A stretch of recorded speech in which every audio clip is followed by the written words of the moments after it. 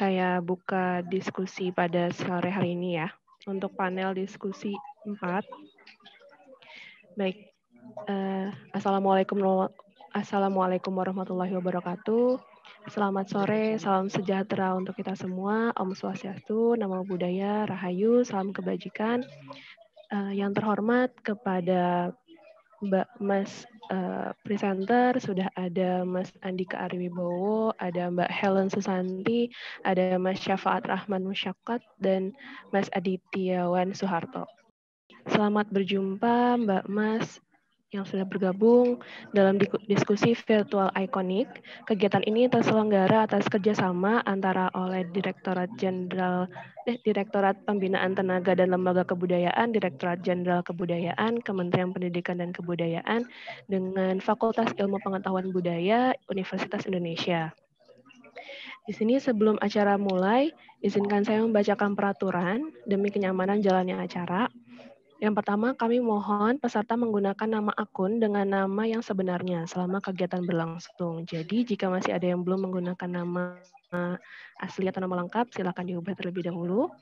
Yang kedua, selama pembicara sedang menyampaikan paparan, mohon mengatur audio dalam keadaan mute. Yang ketiga, dalam sesi diskusi, peserta dipersilahkan untuk bertanya atau menyampaikan pendapat dengan terlebih dahulu menekan tombol raise hand atau menyampaikan melalui fitur chat. Yang keempat, peserta dimohon mengaktifkan kamera selama kegiatan berlangsung, terutama saat sedang bertanya atau menyampaikan pendapat. Baik, untuk menghemat waktu, marilah kita mulai saja diskusinya. Selebihnya saya serahkan kepada Mas Andika. Silakan, Mas. Terima kasih atas pembukaan dari pihak organizer kegiatan Ikonik 2020. Assalamualaikum warahmatullahi wabarakatuh. Selamat sore, Namo Buddhaya, Rahayu. Terima kasih atas kesempatan yang diberikan oleh pihak Ikonik untuk bagi saya dan bagi partisipan yang lain untuk berpartisipasi dalam kegiatan ini. Mungkin tanpa berpanjang lebar juga dari arahan dari panitia juga, mungkin kita bisa langsung ke video presentasi terlebih dahulu. Oke, terima kasih.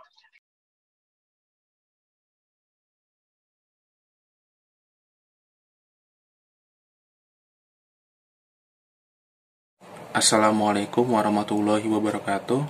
Pertama-tama yang saya hormati kepada pihak panitia dan penyelenggara, dan juga para hadirin sekalian yang saya hormati. Pada kesempatan kali ini, di dalam abstrak dan full paper saya menuliskan mengenai Sarekat Islam Cabang Batavia tahun 1913 sampai 1914. Pertama, latar belakang saya atau motivasi saya menulis hal itu adalah yang pertama, masih minimnya historiografi Sarekat Islam atau penulisan sejarah Sarekat Islam dalam tingkat lokal ya, atau dalam tingkat cabang. Dimana kan di dalam beberapa karya para pendahulu kita seperti Takasis Raisi di dalam bukunya Zaman Bergerak, atau Korver di dalam bukunya Gerakan Sarekat Islam Gerakan Ratu Adil, atau George Larson atau yang lain-lain, mereka masih membicarakan Sarekat Islam secara umum ya, dan dimana kan Sarekat Islam itu sendiri kan berkembang secara lokal dan dalam tingkat cabang. Nah, pada kali ini saya ingin menjelaskan mengenai Sarekat Islam di Batavia khususnya, di mana saya mengambil secara temporalnya yaitu hanya 1 tahun, dari tahun 1913 sampai 1914, yaitu pada masa awal-awal berdirinya. Dan kemudian kan yang menjadi rumusan masalah atau pertanyaan adalah mengapa bisa berdiri Sarekat Islam di Batavia, dan siapa saja tokohnya, apa saja perannya, dan bagaimana respon orang lain terhadap SI ini gitu kan. Karena kan ketika kemunculan Sarekat Islam di tempat tertentu atau khususnya di Batavia itu sendiri kan, tidak semua orang itu setuju, atau dalam tanda kutip pemerintah itu kan tidak pasti langsung setuju terhadap hal itu gitu. Di mana di daerah lain juga, di Surakarta atau di Bandung atau di Surabaya itu kan terjadi adanya perlawanan juga, di mana kan pemerintah juga kesulitan, pemerintah cukup sulit untuk memberikan status hukum atau badan hukum kepada Sarekat Islam. Nah, kemudian kan pada tahap selanjutnya adalah metodologi yang saya gunakan gitu. Kalau metodologi yang saya gunakan adalah metodologi sejarah. Ya ini yang pertama saya dalam full paper saya memakai sumber primer yang dimana saya lebih banyak menggunakan surat kabar. Pertama, surat kabar yang saya gunakan adalah yang bernama Pancaran Warta. Nah, Pancaran Warta ini adalah koran aslinya SI cabang Batavia. Jadi kan SI itu kan tiap-tiap cabang punya koran. Yang di Solo punya Sarwotomo, SI Semarang punya Sinar Jawa, SI Bandung punya Kaum Muda. Nah, di Batavia ini punya Pancaran Warta. Kemudian koran lain yang saya gunakan adalah Sinpo, koran Tionghoa, dan juga koran lain juga seperti Utusan Hindia, Taman Sari, dan beberapa koran-koran yang terbit di saat itu di Welt of Vreden, karena kan di daerah Welt of Vreden itu kan sudah ada kelompok wartawan juga yang memang mereka sudah ada, meskipun ada saat itu belum banyak orang-orang pribumi yang cukup bergerak di bidang itu. Nah, kemudian itu yang metode yang saya gunakan selain dari surat kabar, yaitu saya menggunakan laporan dari yang sudah dibukukan oleh tim ANRI, Arsip Nasional Republik Indonesia, yang berjudul Sarekat Islam Lokal. Itu terbit tahun 1975, diterbitkan oleh tim yang dikepalai oleh Prof. Sartono Kartodirjo, dan itu sudah dibukukan. Dan itu isinya adalah laporan-laporan residen, laporan gubernur jenderal mengenai kegiatan-kegiatan SI di tiap cabang termasuk yang ada di Batavia. Selain itu saya juga menggunakan salah satu buku penerbitan juga seperti Van der Waal, gerakan tumbuhnya kebangkitan nasional di Hindia Belanda, itu kan juga termasuk seperti laporan-laporan yang dibukukan oleh Prof. Sartono juga. Dan itu yang beberapa sumber primer yang saya gunakan. Selain itu saya juga menggunakan beberapa buku seperti buku dari tadi yang saya sebutkan seperti Takashi Shiraishi, Korver, George Larson, atau beberapa jurnal yang ditulis oleh Prof. Azumardi Azra, Andi Ahdian, dan lain-lain. Nah, kemudian di dalam artikel saya ini sebenarnya saya menjelaskan hanya 1 tahun aja sebenarnya, nggak terlalu panjang.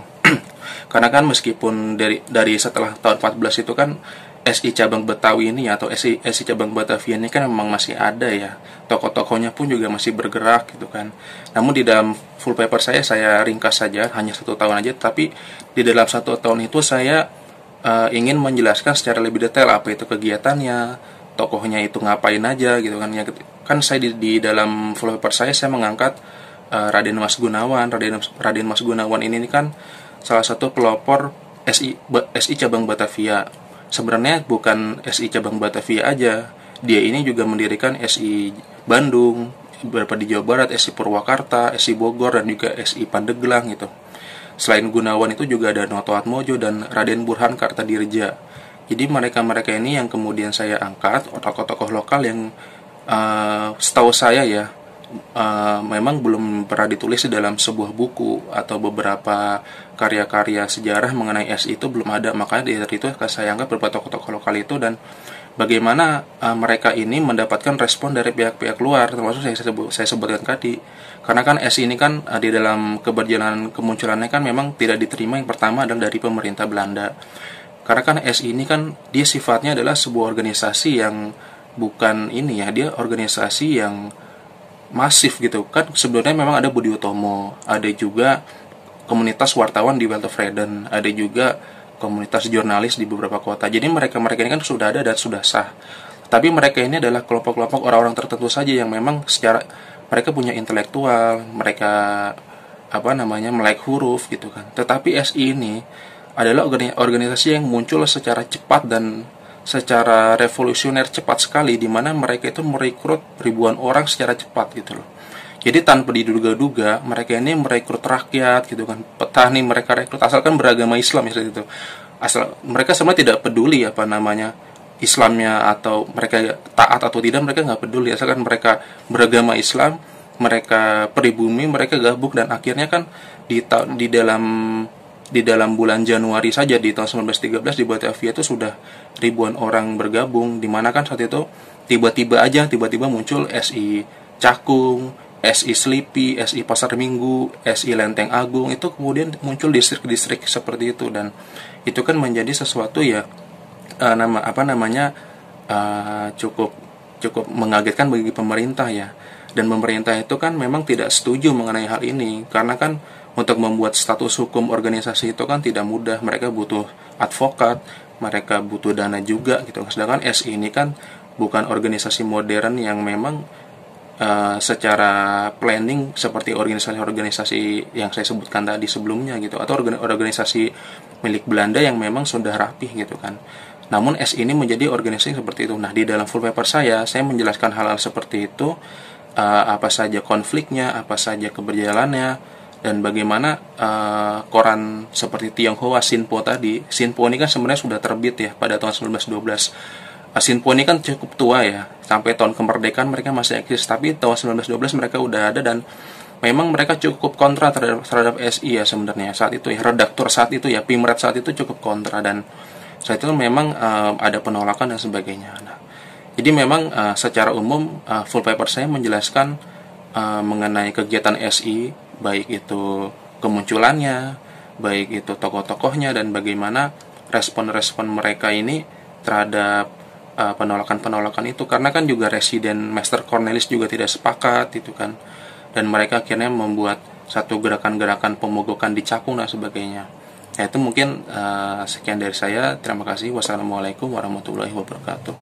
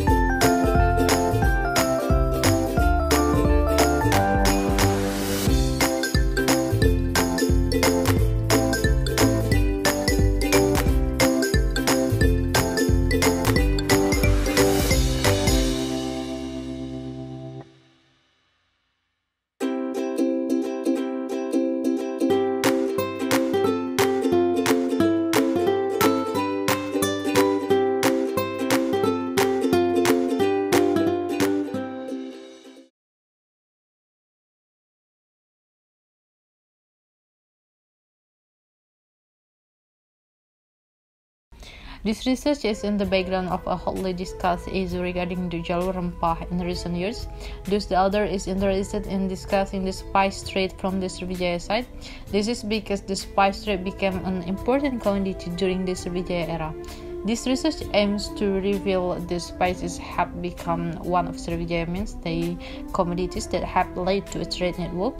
In addition, this research also explains how the dynamics that occur in the Palembang community today, 21st century, as one of the impacts of the events of the Sriwijaya trade network.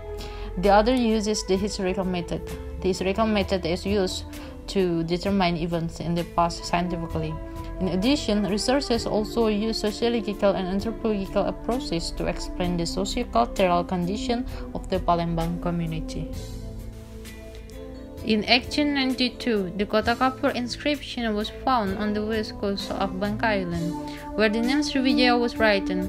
When the inscription of the city of Kapur was translated by Henry Khan in 1913, Khan assumed that the name Sriwijaya was the name of a king, namely Raja Wijaya, because the title Sri was usually used as a title or title of king.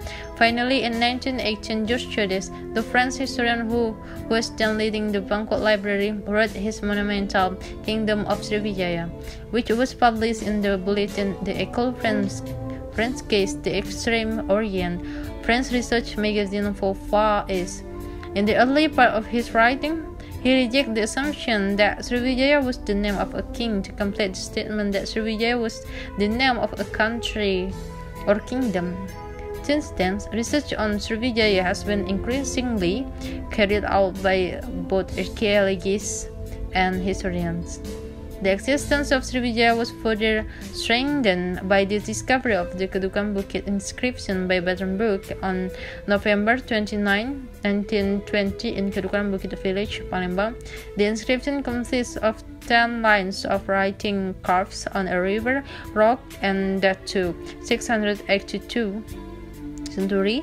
The Kedukan Bukit inscription was translated by Philippus Samuel van Ronkel in 1924. Sriwijaya has a strong marine fleet, so ships feel safe when anchoring to Sriwijaya. Sriwijaya also collects taxes from every ship that stops by.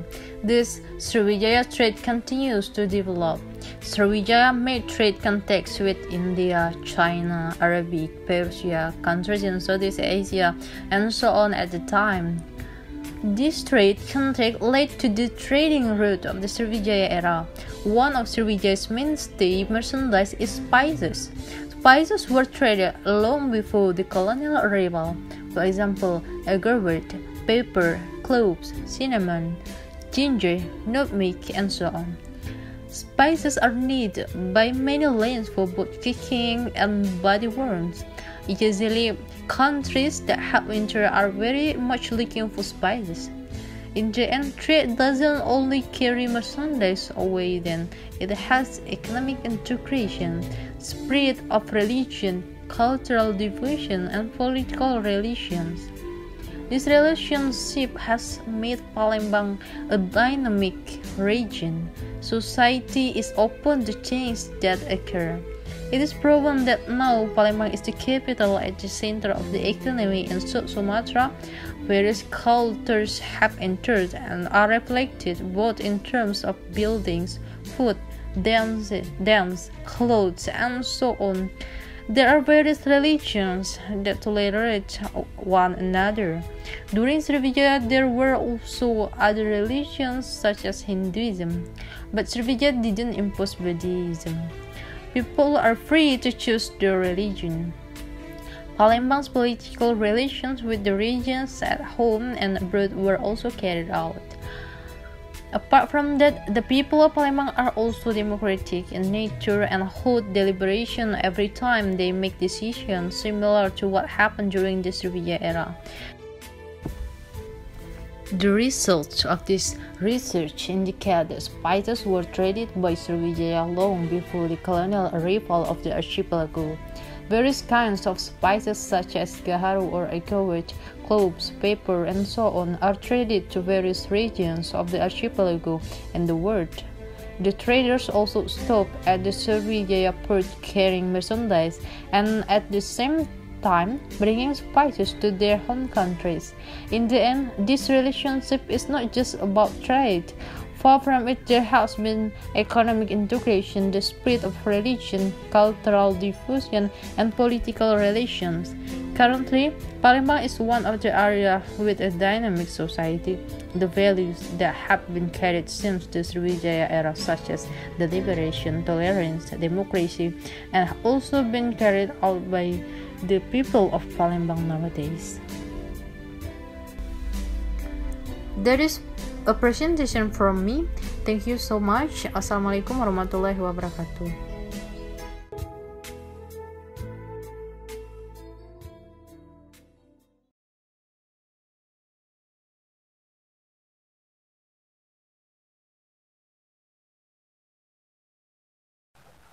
Perkenalkan, nama saya Syafat Rahman Musyakat.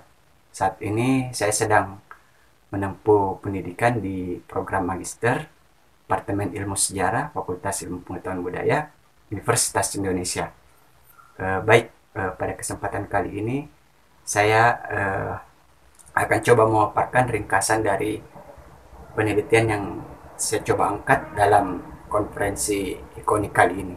Adapun judul penelitian saya yaitu antara kuasa negara dan warisan jalur rempah perdagangan beras di Sulawesi Selatan pada dekade 1930-an. Yang berpendapat bahwa kemunculan Sulawesi Selatan sebagai lumbung pangan itu sering dikaitkan dengan upaya revolusi hijau yang digalakkan selama pemerintahan Orde Baru. Padahal secara historis kemunculan Sulawesi Selatan itu sudah tampak, kemunculan Sulawesi Selatan sebagai lumbung pangan itu telah tampak di masa kolonial, khususnya di selama dekade 1930-an. Hal ini sangat berkaitan dengan kontrol negara yang lebih jauh dalam praktek perniagaan beras di Hindia Belanda saat itu. Fokus utama negara saat itu ialah terutama untuk daerah-daerah surplus beras di Hindia Belanda, termasuk Sulawesi Selatan. Nah, berkaitan dengan itu, rumusan masalah yang coba saya angkat dalam penelitian ini ialah bagaimana perdagangan beras yang berlangsung di Sulawesi Selatan selama dekade 1930-an.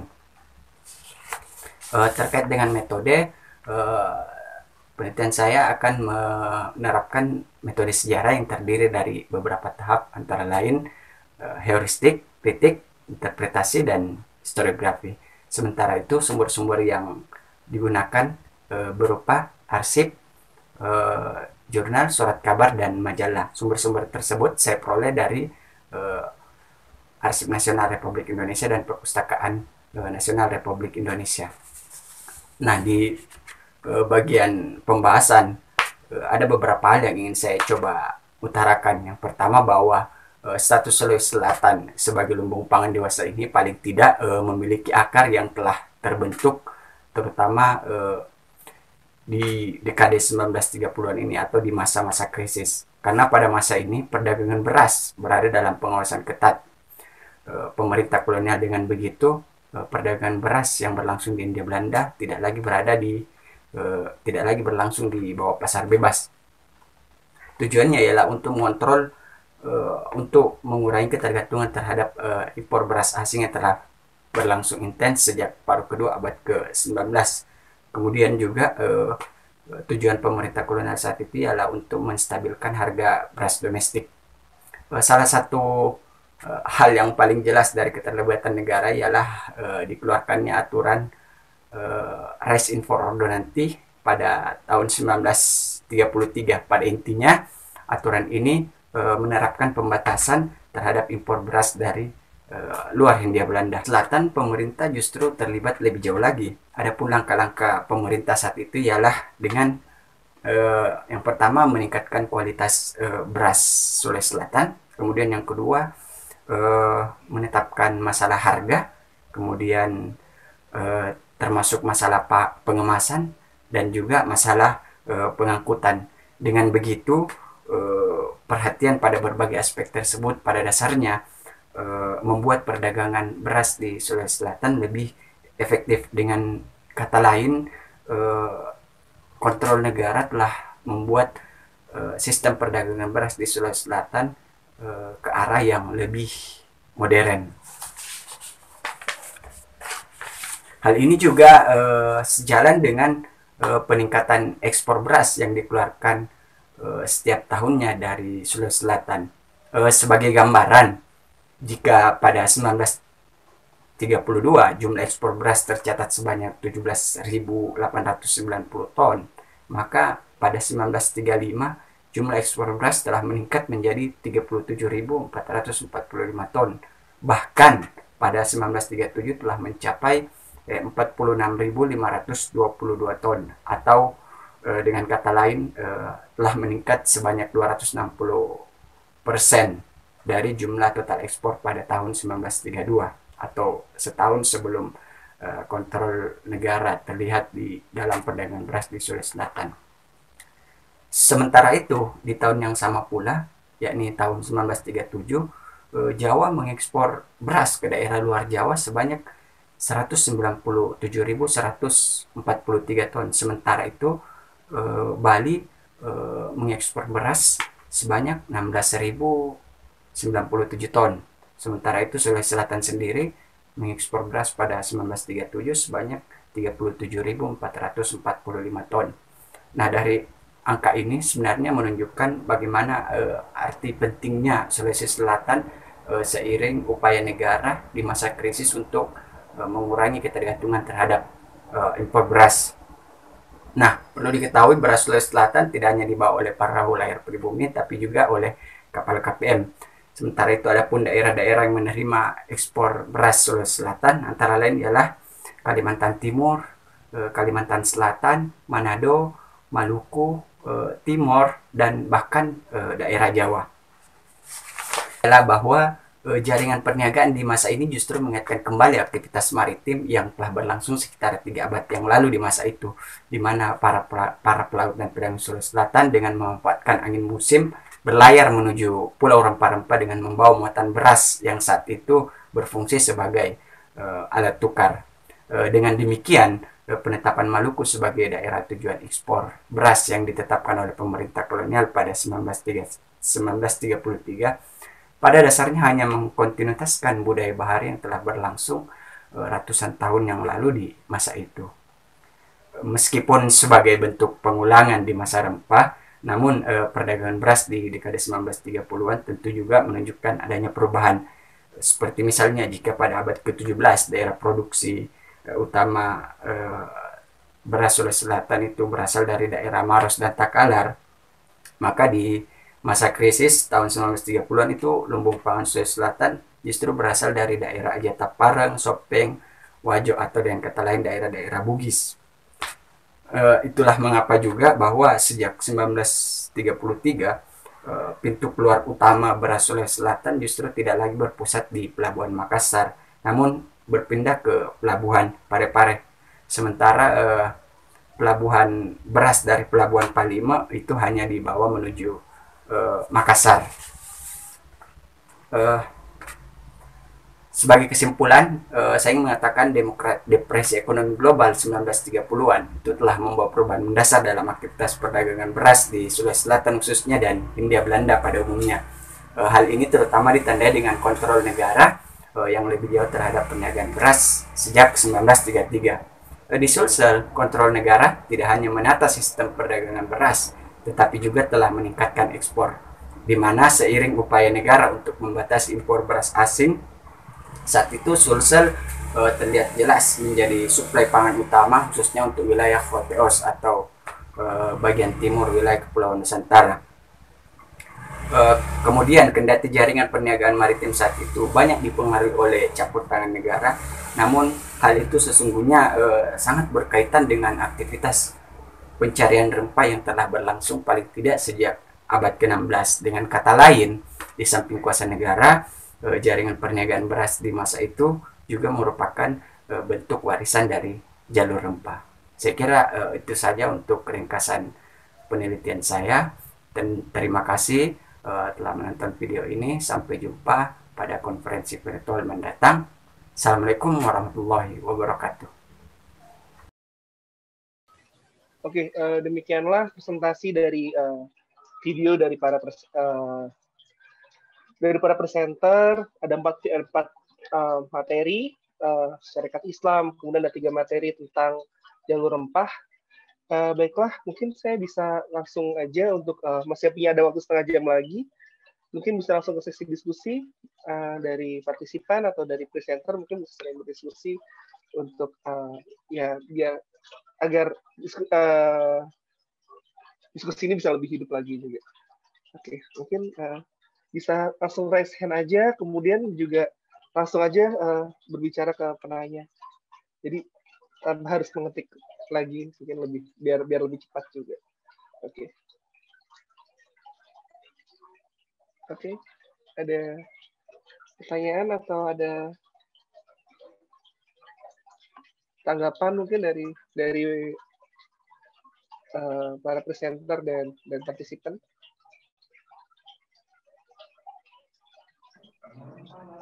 Ada Mas Syafaat, Mas Andika.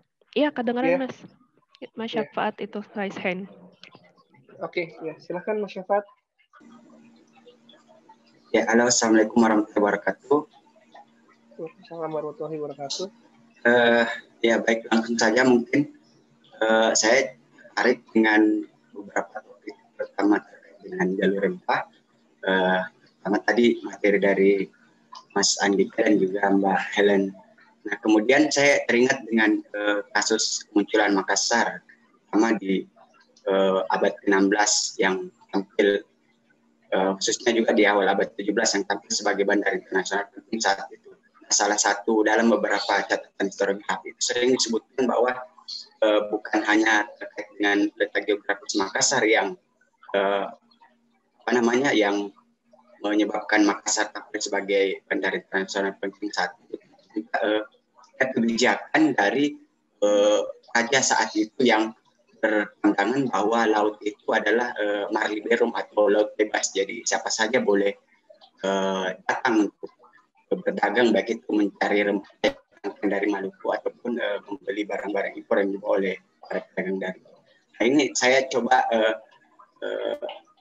apakah ada hal yang seperti itu yang terjadi yang terjadi dalam kasus Sriwijaya atau di era Banten misalnya terkait dengan kebijakan-kebijakan. Saya kira itu, makasih. Oke, saya dulu atau Mbak Helen dulu nih? Saya dulu aja ya. Oke, menarik sebenarnya ketika kita misalnya melihat jalur bahari ini ya, dari sisi misalnya ada kebijakan nggak sih di masing-masing kesultanan atau di masing-masing mungkin nanti di Kedatuan Sriwijaya atau sebagainya. Kalau yang saya dapat dari Kesultanan Banten, Banten itu memang dibentuk sebagai pelabuhan terbuka. Jadi sebelum tahun 1682, sebelum dijajah dikuasai oleh Belanda, VOC, Sultan Banten menerapkan kebijakan ekonomi terbuka. Jadi siapa saja bisa masuk ke Banten untuk berdagang, untuk berniaga, bahkan mereka mempunyai kantong-kantong budaya yang di situ juga banyak dari orang-orang Tionghoa, orang-orang Eropa dan sebagainya. Dan memang kalau misalnya kita melihat beberapa kajian-kajian sebelumnya tentang Banten juga sebenarnya Banten ini nanti terkait juga dengan Sriwijaya misalnya. Ternyata bahwa sebelum era Kesultanan di Banten itu ada Kerajaan Banten Girang namanya. Nah, Kerajaan Banten Girang ini dahulu adalah vasal dari Sriwijaya.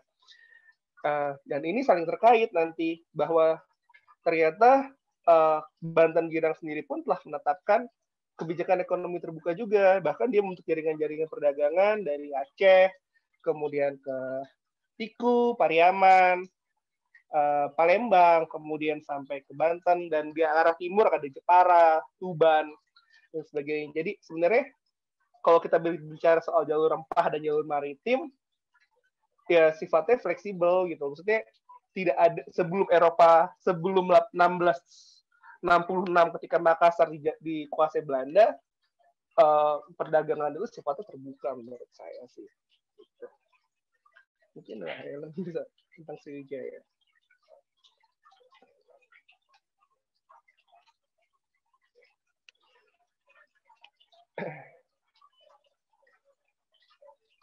Saya ya, Mas. Ya. Ya, sebetulnya saya tadi belum begitu menangkap tentang pertanyaan dari Mas Syafaat. Berarti tadi tentang bagaimana kebijakan gitu ya, kebijakan Ya, di kebijakan di Sriwijaya agar ada nggak sih kebijakan sistem ekonomi terbuka seperti yang di Makassar itu terjadi di Sriwijaya pada sekitar abad ke-7 sampai abad ke-13 misalnya. Oh ya. Yang jelas kalau di masa Sriwijaya itu karena Sriwijaya menguasai Selat Malaka, kemudian Laut Bangka dan juga Selat Sunda yang tentu saja itu adalah pelabuhan-pelabuhan yang ramai dan menjadi pusat. Jadi para pedagang yang akan masuk ke Sriwijaya itu sudah pasti harus singgah dulu di Sriwijaya karena mereka menunggu musim yang baik untuk kembali berlayar ke negeri mereka. Oleh karena itu mereka berlabuh dulu ke Sriwijaya. Dan mengapa mereka berlabuh di Sriwijaya gitu ya? Karena ini tidak lepas dari armada laut yang kuat yang dimiliki oleh Sriwijaya, kemudian didukung oleh kekuasaan dari Sriwijaya itu sendiri yang menguasai beberapa pelabuhan gitu. Jadi mereka, para pedagang itu singgah di Sriwijaya sampai beberapa bulan, kemudian mereka melakukan perdagangan. Perdagangan yang dilakukan termasuklah itu rempah-rempah. Nah, jika namanya perdagangan, ya tentu saja itu terbuka untuk negeri mana saja yang mau melakukan di Sriwijaya. Dan selain itu Sriwijaya juga menarik pajak gitu dari kapal-kapal yang berlabuh ke Sriwijaya. Nah, untuk itu Sriwijaya semakin berkembang gitu. Karena perdagangannya juga bisa dibilang terbuka. Begitu. Oke, ada lagi mungkin pertanyaan atau tanggapan mengenai hal ini? Oke. Saya mau bertanya, boleh? Oh ya, boleh. Silakan. Siapa nama dan? Ya, perkenalkan nama saya Andy dari UIN Jakarta. Saya ada tiga pertanyaan mungkin ya ke tiga narasumber yang berbeda. Satu untuk Mas Andika ya tadi. Mas Andika yang tentang Inggris tadi ya. Tadi agak kecepatan slide-nya, jadi saya banyak yang kelewat. Tapi kira-kira poin saya gini, saya penasaran. Sebetulnya bagaimana sih Inggris melihat Banten saat itu? Maksudnya ya ini kan mencoba melihat perspektif Inggris ya tentang bagaimana atau apa yang terjadi di Banten terkait perdagangan maupun ya hal-hal yang mungkin terkait dengan itu. Saya mungkin mau nanya itu sih. Jadi orang Inggris ceritanya tuh lebih nyeritain apanya dari Banten. Itu satu. Kemudian pertanyaan kedua untuk Mas Syafaat tadi yang tentang beras. Saya penasarannya ini aja tadi kan ya kira-kira ini kan daerah tadi Sulawesi ya menjadi salah satu pengekspor beras di masa itu dan salah satu yang terbesar. Berasnya itu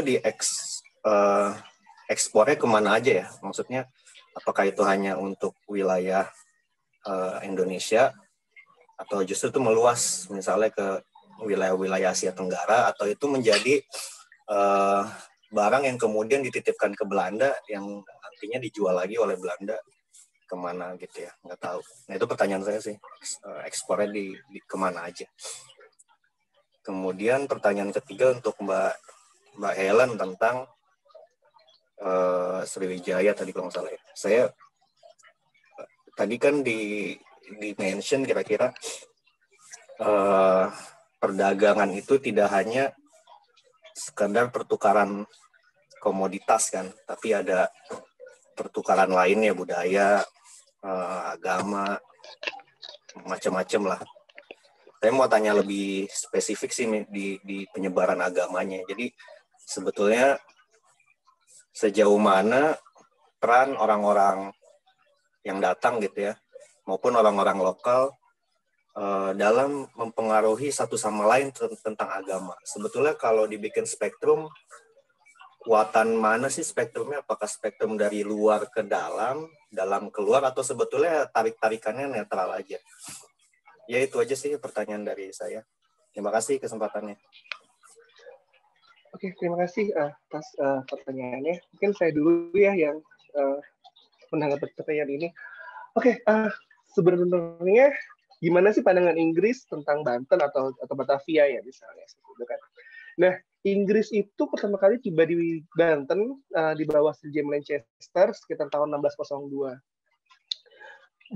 Berbeda dengan Belanda, dengan VOC, kebijakan perdagangan Inggris itu dia sifatnya lebih sekedar untuk transaksi perdagangan aja. Jadi tanpa harus untuk mendominasi atau sebagainya. Jadi karena Inggris melihat bahwa Banten itu telah dikenal di Eropa sebagai salah satu bandar lada yang cukup besar, namun di luar pengaruh Portugis. Nah, jadi Banten adalah titik aman sebenarnya ketika orang-orang Inggris datang untuk mulai berdagang di Asia. Dan Banten sendiri adalah headquarter-nya Inggris pertama kali di Asia.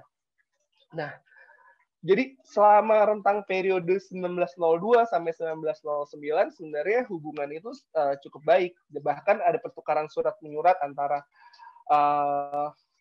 Sultan Abdul Mufakir dengan dengan Raja James pertama yang dibawa oleh Sir Henry Middleton misalnya. Itu jadi mengapa misalnya nanti di abad akhir-akhir 1680-an ketika perang antara Belanda dengan Banten, Inggris terlihat sangat akrab dengan Banten karena mereka sudah mulai merintis di periode awal ini. Namun ketika tahun 1610 sampai 1619, ketika Belanda semakin agresif, Belanda semakin memiliki modal yang besar untuk menguasai jalur-jalur perdagangan Nusantara, dan Inggris sama sekali tidak memiliki modal sebesar Belanda, ya akhirnya konflik itu terjadi gitu. Jadi awalnya sih kondisi ini di Maluku ya. Jadi ketika Belanda sedang perang dengan Spanyol dan Portugis di Tidore atau di Ternate, Inggris mulai masuk ke situ dan membuat dinamika di wilayah timur itu terganggu dan akibatnya berpengaruh pada kondisi di Banten. Nah, konflik-konflik di jalanan Banten ini kemudian menimbulkan kemarahan juga dari pihak Banten di bawah Pangeran Rana Manggala misalnya. Ya akibatnya bahwa konflik ini semakin tajam dan berakhir dengan lepasnya Jakarta datangan Belanda dan akhirnya lahirlah Batavia dan sebagainya. Jadi Inggris sebenarnya berusaha untuk sebaik mungkin untuk berdagang di Asia, tapi ketika setelah peristiwa Batavia, kemudian pembantaian Ambon 1923, ya Inggris mulai agresif di memasuki medio kedua abad ke-17. Mungkin itu dari saya. Bisa. Oke, next ke Mbak Helen mungkin. Atau Mas Syafat dulu untuk menanggapi. Untuk Mas Syafat, ya, jaringan-jaringan perdagangan beras ini di Makassar misalnya. Apakah di luar Makassar misalnya? Baik, terima kasih atas pertanyaannya Bung Endi. Baik, terkait dengan ekspornya kemana aja, sebenarnya dalam artikel saya ini yang ingin saya tekankan bahwa sejak 1933 itu di masa depresi ini banyak membawa perubahan dalam perdagangan beras. Nah, ini juga terkait dengan kegiatan ekspor dan impor beras di Sulawesi Selatan. Jadi sebelum tahun 1933 sebenarnya beras dari Sulawesi Selatan, terutama yang berpusat di Pelabuhan Makassar itu tidak juga diekspor ke daerah-daerah luar Hindia Belanda, termasuk saat itu mungkin Timur Gili, termasuk juga Papua Nugini yang di bawah Jerman, kemudian juga Australia. Nah, berbeda halnya di tahun sebelum tahun 1933. Nah, tahun 1933 ini pemerintah kolonial betul-betul mengawasi praktek perniagaan beras di Hindia Belanda, termasuk Sulawesi Selatan saat itu. Oleh karena itu, beras baik sebenarnya dari Jawa maupun di Sulawesi Selatan saat itu beras umumnya hanya diperdagangkan antar pulau. Memang saat itu ada kebijakan yang dikeluarkan oleh pemerintah kolonial termuat dalam Statut 1933 nomor 300. yang disebutkan bahwa kegiatan ekspor beras ataupun impor beras saat itu harus melalui lisensi yang dikeluarkan oleh Dinas Pertanian yang kemudian belakangan berubah menjadi Departemen Urusan Ekonomi.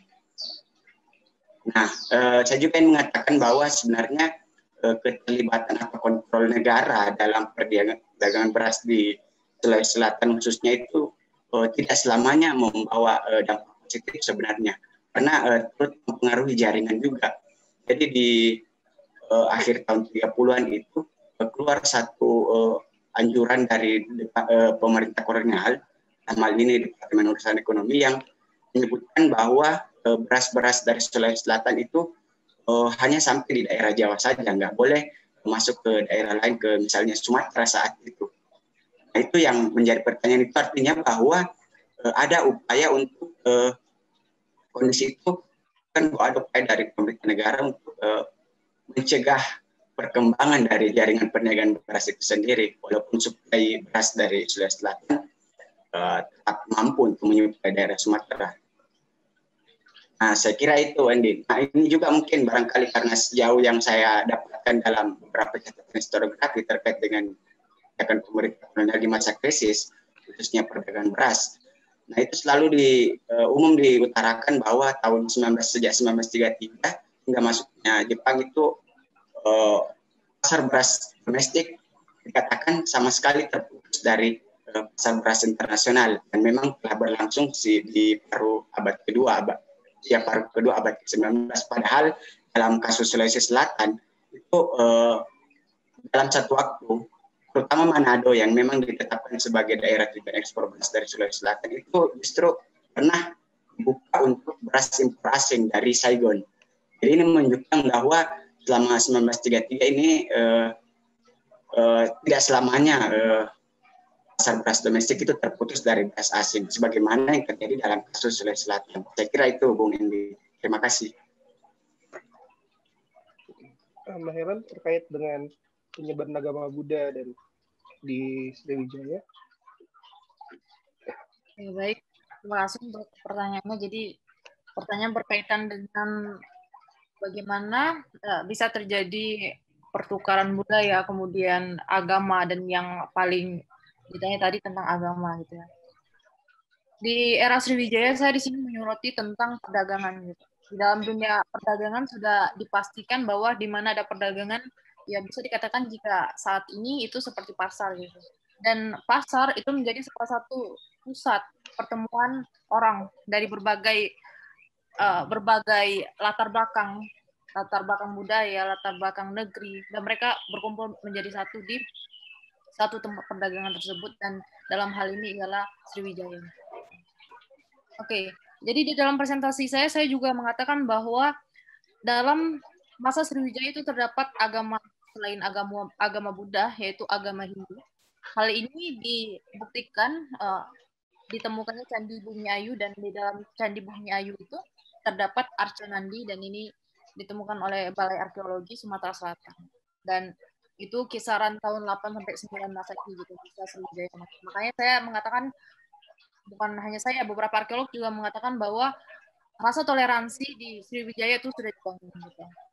Oke, dan saya mengaitkan juga untuk agama-agama lain gitu. Karena saya juga membahas tentang awal abad 21 dari Palembang itu sendiri. Kenapa sampai saat ini akhirnya agama yang ada di Palembang sendiri itu bukan hanya Hindu atau bukan hanya Buddha gitu.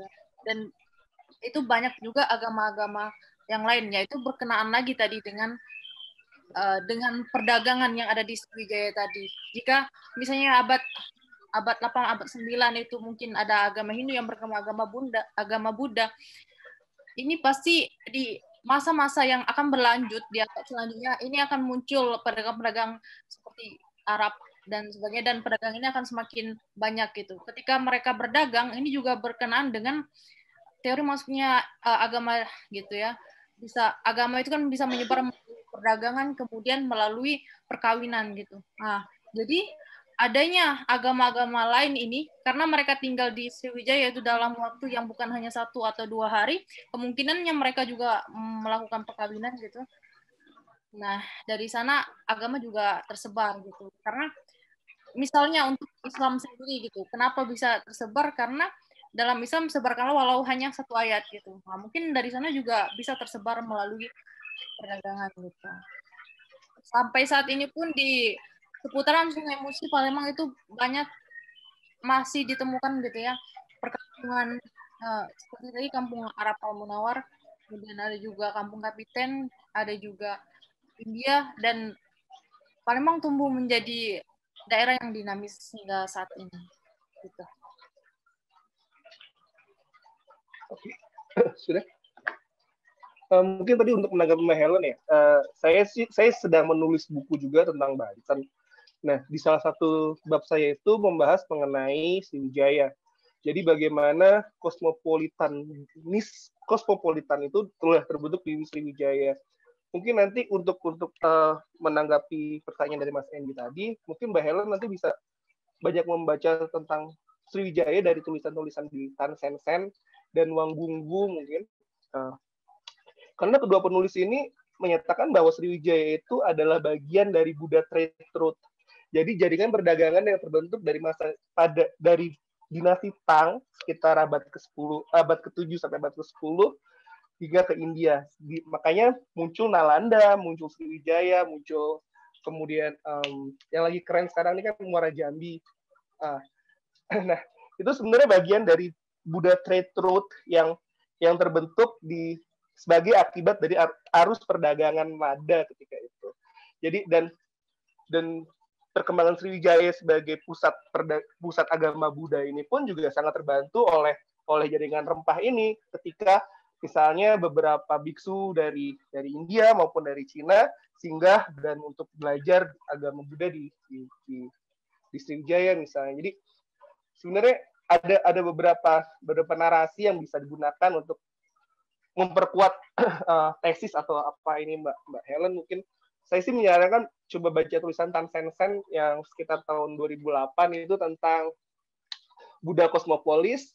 Tan Sen Sen juga tahun 2014 itu tentang Maritime Silk Road between China and India, kalau nggak salah sih judulnya itu. Terus Wang Gunggu itu tahun 1958 itu dia banyak membahas detail tentang Sriwijaya dan bagaimana Buddha itu bisa muncul di situ dan bagaimana Sriwijaya bisa menjadi kekuatan perdagangan rempah yang cukup dominan di wilayah Selat Malaka sampai ke Cina.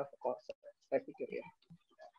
Itu menarik sebenarnya. Kalau bisa diulas lebih lagi itu untuk soal itu. Terima kasih untuk sarannya, Mas. Mungkin nanti untuk saran buku-bukunya bisa via chat gitu. Dan tadi saya nggak menjelaskan tentang apa ya.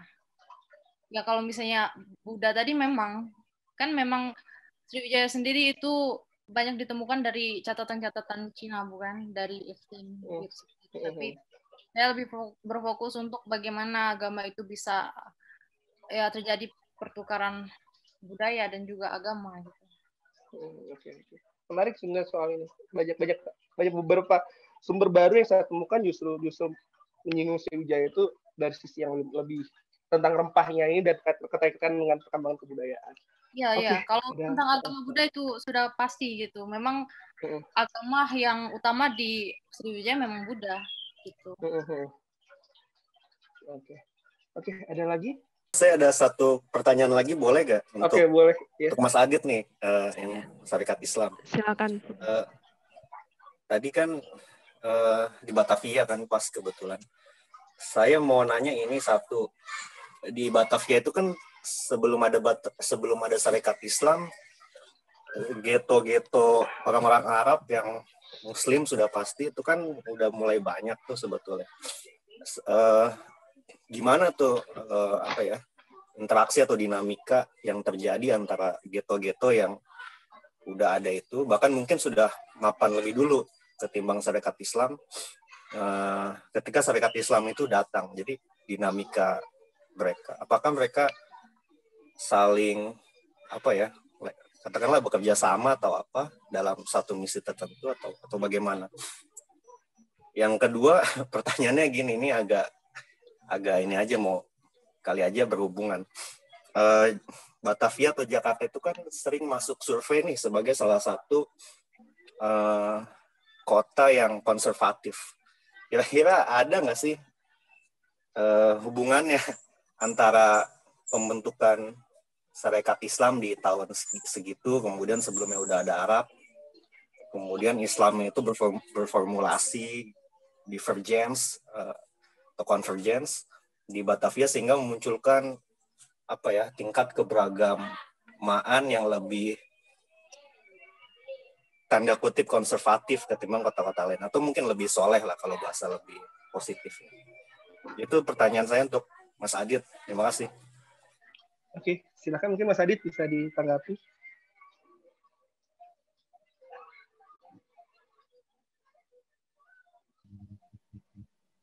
Halo, tes. Adit, ya. Halo, tes. Kedengeran ya? Ya, kedengeran. Ya, masih. Ini Andy. Pertanyaannya. Jadi kan yang pertama kan mengenai ini ya, kondisi di Batavia, karena kan pembahasan saya di sekitar 1912 ya.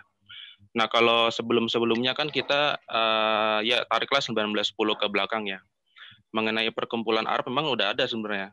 SI itu sebenarnya termasuk belakangan sebenarnya. Bahkan Budi Utomo memang udah ada dulu, bahkan perkumpulan kecil udah ada. Jadi SI itu sebenarnya beberapa tahun setelah itu. Nah, perkumpulan Arab sudah ada seperti Jamiat Hoir gitu kan memang. Tapi sebenarnya perkumpulan kayak gitu dia memang seperti yang saya bahas tadi, mereka tidak sah gitu. Misalnya mereka status legalnya juga bukan seperti perkumpulan yang seperti orang-orang Belanda yang memang sudah punya status hukum dan lain gitu kan. Akhirnya mereka seperti kayak sekarang bahasanya apa ya? Kayak majelis gitu kali. Apa komunitas gitu. Cuma mereka ini orang-orangnya memang mereka berperan gitu kan. Nah, baru ada di SI itu baru ada di Batavia sekitar 1913 dan itu sebenarnya orang-orang perkumpulan Arab itu nggak tiba-tiba langsung ke SI sebenarnya. Mereka sebenarnya hanya beberapa orang dan kemudian sebenarnya terlibatnya itu di Pancarwarta sebenarnya di surat kabarnya itu. Jadi kan SI Batavia kan punya koran namanya Pancarwarta. Pancarwarta itu dulu punya Tionghoa sebenarnya. Tapi dibeli gitu kan, sahamnya dibeli, percetakannya dibeli. Jadi di tahun-tahun segitu tuh lagi musim itu pembelian koran Tionghoa itu oleh orang-orang SI, terus diubah jadi koran SI dan akhirnya jadi underbow lah kalau bahasanya begitu gitu kan. Dan di dalam Pancarwarta itu mulai masuk tuh orang-orang Jamiat Hoir gitu kan, mulai jadi redaktur dan lain-lain. Dan perannya kalau saya lihat sih memang di situ. Cuma secara leadership paling-paling ini yang orang-orang yang bergelar Sayyid itu mulai diangkat menjadi orang-orang SI. Apa ada cabang itu SI Jawa Tengah, Jawa Barat, Jawa Timur. Nah, di Jawa Barat itu mereka mulai masuk.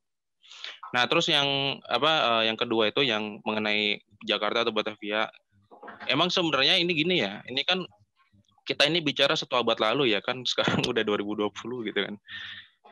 Batavia ini atau Jakarta ini memang secara kultur itu dari Masyumi itu aja udah kuat. Maksudnya secara ini ya, kalau bicara Indonesia ya, kalau Hindia Belanda agak beda nih.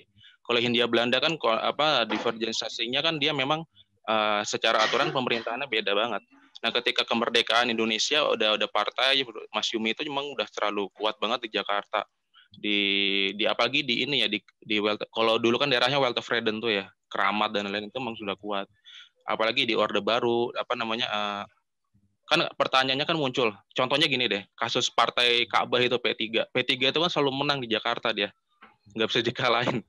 Tapi di daerah-daerah kalah gitu kan. Karena memang tokoh-tokoh muslim modernis itu memang mereka rumahnya banyak di Jakarta gitu kan. Beda dengan daerah-daerah Jawa yang memang secara ini dia karena kalau orang udah Islam modernis dia mendapatkan informasinya lebih cepat. Nah, sampai sekarang kalau kita bicara tariknya ke sekarang, yaitu tadi seperti misalkan NU aja lah. NU di Jawa Timur sama Jawa Tengah dengan Jakarta kan beda gitu kan. Walaupun sama-sama NU ya, tahu sendiri lah. Nah, kira kan Jakarta itu kan menjadi suatu kelompok komunitas muslim yang memang dia tidak memandang dia tidak memandang organisasi sebenarnya. Walaupun dia NU gitu kan. Tapi dia sebenarnya dia bukan menjadi fan organ gitu kan. Kan kalau orang-orang di Jawa Timur kan misalkan ada orang NU nih. Mereka menjadi fan gitu. Meninggikan organisasinya gitu kan. Kalau di Jakarta itu lebih cair makanya. Mereka nggak terlalu terkonteks pada suatu wadah. Makanya mereka kan hanya paling kultur ibadahnya aja gitu kan, sholawatan dan lain-lain. Tetapi secara umum, secara konservatif atau dalam Islam modernisnya memang secara dari masa Masyumi Orde Lama itu 1950-an memang udah gitu. Nah kalau bicara SI Batavia itu sebenarnya nggak terlalu lama umurnya, dia 1920-an aja udah bubar gitu kan. Cuma SI itu umurnya nggak lama, nggak sampai 15 tahun sebenarnya. Tapi yang membuat mereka menjadi besar adalah mereka masif gitu kan. Seperti yang saya sebutkan di presentasi saya tadi, mereka merekrut ribuan orang dalam waktu 5 hari, 10 hari gitu kan. Jadi suhunya itu memang kondisinya emang orang menarik magnetnya begitu. Kalau orang yang nggak gabung itu seolah-olah dia, karena gini, kalau orang gabung SI itu dia merasa tolong menolongnya ada. Misalnya satu orang di penjara gitu, mereka bisa ngadu ke orang-orang SI, akhirnya jadi ditolong rame-rame, kira-kira begitu. Ada rasa solidaritas begitu. Nah itu yang kuat di Batavia emang gitu dia kulturnya, saling ngerasa apa ya, identitas dan rasa saling tolong menolongnya emang udah lama begitu. Walaupun mereka secara organisasi SI-nya nggak lama, kan kemudian berubah menjadi PSII ya kan, berubah menjadi Islam IJB itu gitu kan, JIB ya kan. Dan kemudian kantor-kantor NU dan Muhammadiyah itu kan juga besar di Jakarta gitu. Ya mungkin jawaban singkatnya itu ya. Ya terima kasih Mas. Ya, oke, terima kasih atas partisipasi dari para partisipan dan pemaparan dari para presenter, diskusi Iconic Conference 2020 panel C session keempat telah selesai, dan selanjutnya saya kembalikan ke Ibu Hana sebagai perwakilan dari Kemdikbud. Ya, Kemdikbud. Ya, benar ya. Oke, terima kasih. Mungkin kita applause untuk diri kita masing-masing, untuk teman-teman kita juga. Iya. Oke, terima kasih Mas Andika untuk penutupnya. Terima kasih untuk Mas Andika sudah sebagai moderator, Mas Mbak sebagai presenter, juga Mbak lainnya yang menjadi peserta, yang Mas Andy yang sudah bertanya. Terima kasih. Oke. Dengan ditutupnya dari moderator, panel C sesi keempat ini sudah berakhir. Terima kasih semuanya untuk partisipasinya. Saya tutup. Wassalamualaikum warahmatullahi wabarakatuh. Selamat petang. Salam sejahtera untuk kita semua. Salam sehat semuanya.